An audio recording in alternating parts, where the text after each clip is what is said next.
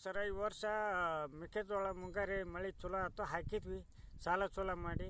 ಈ ವರ್ಷ ಏಟ್ ರಾಶಿ ಮಾಡ್ಕೊಂಡ್ವಿ.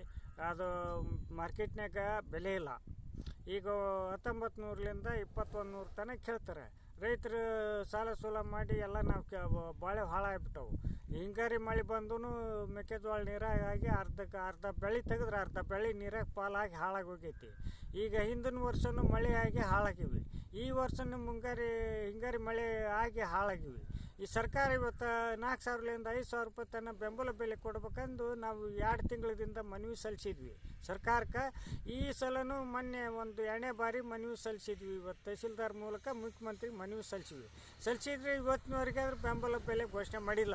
ಇವತ್ತು 4000ಲಿಂದ 5000 ರೂಪಾಯಿ ತನಕ ಬೆಂಬಲ ಬೆಲೆ, ಒಂದು ಕ್ವಿಂಟಲ್ಗೆ ಬೆಂಬಲ ಬೆಲೆ ಘೋಷಣೆ ಮಾಡಿ ಒಬ್ಬ ರೈತರಿಗೆ 20ರಿಂದ 25 ಕ್ವಿಂಟಲ್ ರೀತಿ ತೊಗೋಬೇಕು ಎಂದು ನಾವು ರೈತರಕ್ಕೂ ಕರ್ನಾಟಕ ರಾಜ್ಯ ರೈತ ಸಂಘದ ರಾಜ್ಯ ಉಪಾಧ್ಯಕ್ಷ ಅಂದಪ್ಪಗಳು ನಾವು ಮನವಿ ಮಾಡ್ಕೊಂಡಿವಿ ಸರ.